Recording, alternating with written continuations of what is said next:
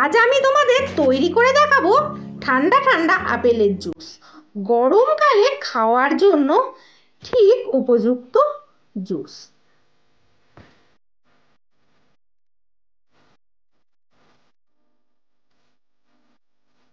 আমি এখানে দুটো আপেল ধুয়ে রেখেছি। এবার আপেল দুটো আমি ছোট ছোট করে কেটে নিয়েছি। এখানে লেবু কেটে নিয়েছি, পাতিলেবু। এবার একটা মিক্সার জারের মধ্যে আমি কিছু আপেল দিয়ে দিচ্ছি।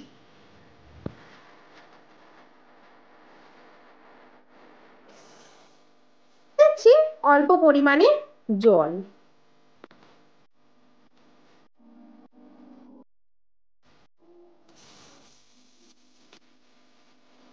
দিয়ে দিচ্ছি খুব সামান্য পরিমাণে বিট নুন।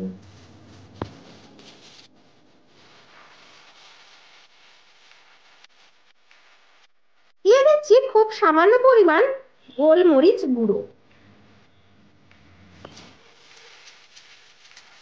আমি এর মধ্যে দিয়ে দিচ্ছি এক চিপ পাতিলেবুর রস।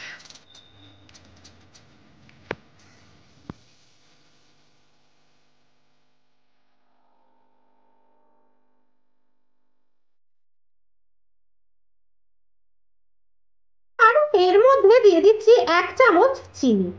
তোমরা যারা বেশি চিনি পছন্দ করো তারা চিনিটা একটু বেশি দিতে পারো, বা যারা চিনি পছন্দ করো না তারা নাও দিতে পারো।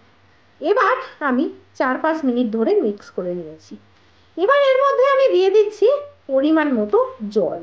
আমি ফ্রিজের ঠান্ডা জল দিয়ে করছি এটা। আমার মিশ্রণটা একদম রেডি হয়ে গেছে। এবার কাঁচের গ্লাসের মধ্যে আমি দিয়ে দিচ্ছি কিছু বরফের টুকরো। এবার এর মধ্যে আমি একটা ছাঁকনির সাহায্যে ছেঁকে নেব।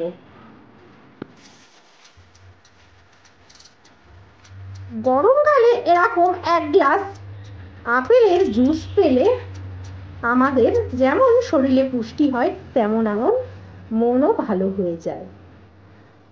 এইভাবে আমি একটা চামচের সাহায্যে চেপে চেপে ছেঁকে নিচ্ছি।